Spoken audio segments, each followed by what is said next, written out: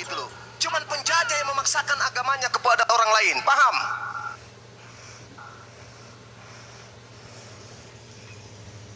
Agama kasih kok gitu kali. Orang meluk agama, biji pelernya dipijak, nonotnya dipijak. Macam Tuhan aja, kayak Firaun. Anak-anak, tapi anak itu punya hak. Dia sudah memilih, dia udah dewasa, bukan anak bayi. Agama kasih, kasih tempe basi. Izin dulu Gurunda. Izin dulu. Mamaku juga kayak gitu loh, memaksakan kehendak dia kan, tapi nggak sampai diinjaknya nonotku. Ini parah kali mamanya ku tengok. Nanti saya laporkan itu ya. Kalau sampai saya punya bukti-bukti Anda memijak biji peler daripada kelamin daripada saudara muslim saya, ibu akan berurusan dengan hukum. Enak kali, itu kan anak saya, bunuh sekalian. Bunuh. Kalau kau mengatakan itu anakmu, bunuh sekalian kalau kau puas.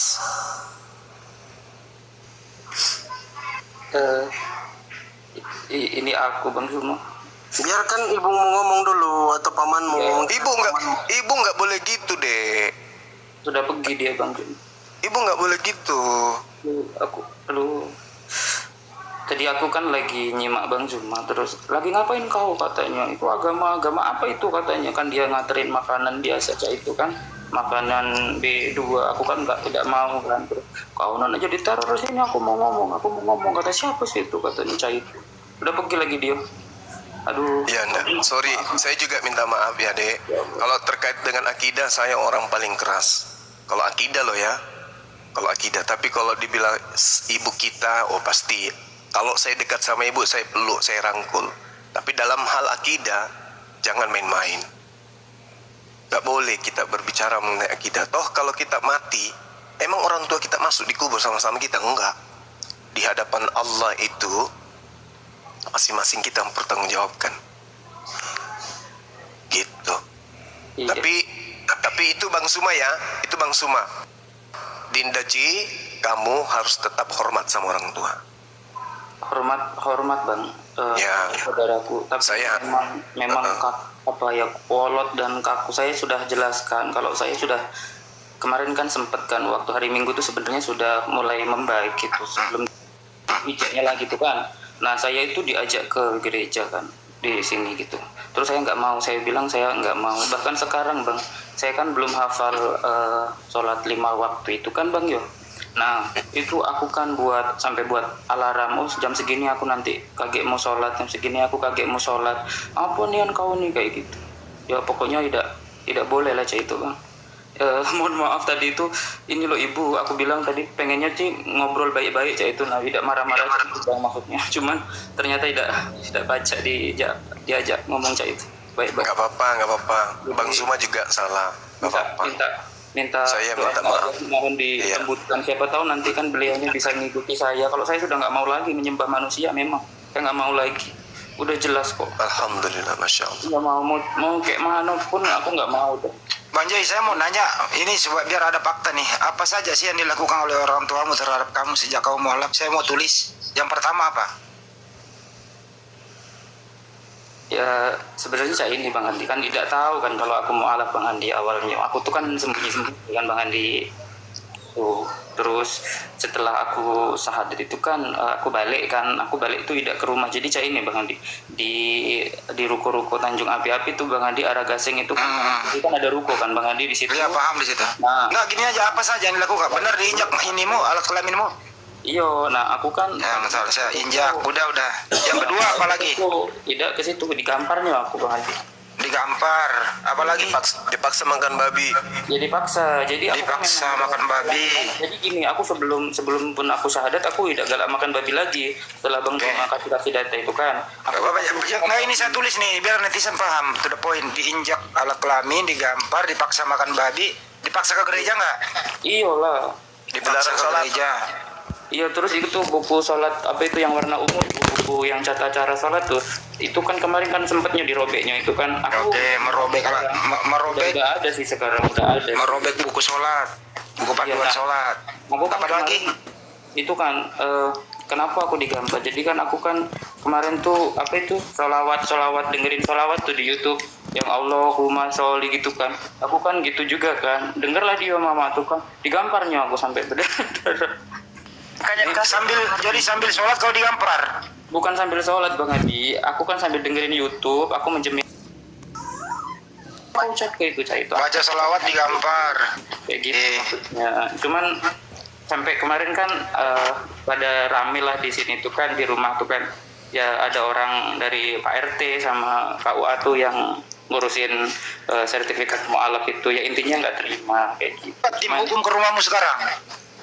Kemarin Bang Andi beberapa waktu lalu, sekarang udah enggak, ya itu tadi udah aman, surat-surat semuanya udah katanya Pak yang ngurusin itu udah aman. Nanti kalau emang sudah agak redam itu memang apa dia mau dikasih kayak gitu, cuman saat ini ya belum bisa karena tahu sendiri mama aku cak mano tadi, jadi aku tidak bisa ngomong sekarang.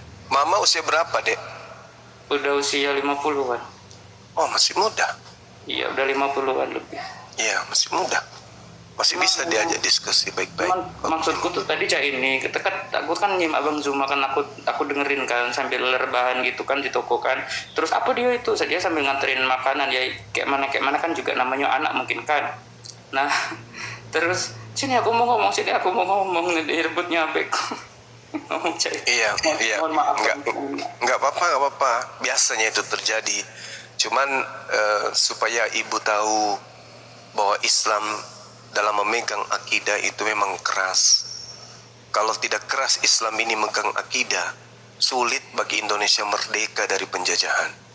Sulit ajaran Islam ini nyebar ke penjuru bumi kalau kemudian yang Islam ini semuanya lemah.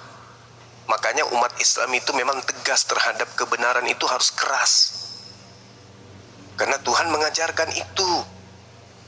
Nubuat tentang Islam itu ada di Ulangan 33 nomor 2. Itu Rasulullah datang membawa 1000 orang suci dari Madinah ke Mekah. Hukum yang dibawa adalah seperti tiang api yang menyala-nyala. Nah, itulah dasar pijakan api didirikan. Ulangan 33 nomor 2 itu. Hukum Islam itu seperti api yang membakar semua hukum jahiliyah di atas muka bumi. Islam keras terhadap orang-orang kufur yang ingin kemudian merusak Islam. Tapi Islam damai terhadap siapapun, termasuk orang-orang kafir. Islam mengizinkan orang kafir hidup berdampingan dengan orang-orang kafir, itu Islam izinkan. Islam izinkan kemudian kita jadi pemaaf terhadap orang-orang kafir, kasih kepada mereka, sayang kepada mereka. Islam itu di Islam. Bahkan Islam mengajarkan supaya anak-anak Islam yang orang tuanya masih kafir untuk taat. Ada perintahnya, Al-Quran surah Luqman ayat 14 ayat 15. Itu dalil dalam Al-Quran. Memang Islam itu memegang akidah itu sangat luar biasa. Islam begitu datang, Rasulullah mengajarkan tentang akidah itu 13 tahun lamanya. Hanya untuk menghantarkan manusia paham dengan akalnya, dengan perasaannya, dengan matanya, dengan hidungnya, dengan telinganya, dengan jasadnya, bahwa tiada Tuhan selain Allah. Itu 13 tahun Rasulullah gembleng itu sahabat-sahabatnya. Nah, kita umat Islam jangan disentuh akidahnya. Islam itu sangat cinta, sangat sayang kepada saudara-saudara Kristen. Cinta sekali. Sampai-sampai pada masa penjajahan Belanda berhasil diusir, yang membersihkan rumah ibadahnya orang Kristen itu mayoritas Islam. Gereja-gereja yang ditinggalkan oleh Belanda itu dibersihkan oleh umat Islam untuk ditempati saudara-saudaranya Kristen untuk ibadah.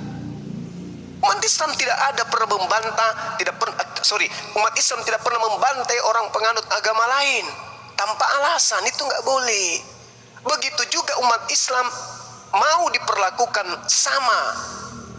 Kita saling menghargai akidah, meskipun orang tua, meskipun anak. Itu harus seperti itu.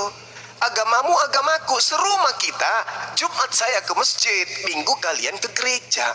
Tapi jangan saling mengganggu akidah. Iya, kemarin kan kau tuh jangan kan ikut-ikut ajaran teroris. Terus aku bilang kan justru aku hidup sama kayak Yesus loh, mak, tak gituin. Terus kan dia kan bawa Matius 28:18 tuh, Bang Juma, yang apa namanya, Yesus itu udah diberi kuasa di surga dan di bumi kayak gitu kan. Nah sekarang mana kuasanya Yesus? Nah terus aku tanya, aku bilang lagi, aku nggak mau loh ma diusir sama Yesus, malahan nanti kalau aku mati terus dibangkitkan lagi, nanti aku dihisap, aku nggak mau loh. Aku bacain lah itu Bible-nya itu di Matius 7:21-23 itu kan Bang Zuma kan.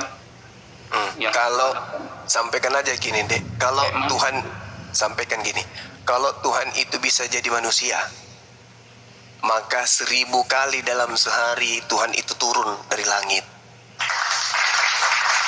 Setelah dia datang ke Jepang, Tuhan Yesus datang ke Jepang, Tuhan Yesus datang ke Indonesia. Terjadwal kita, terjadwal.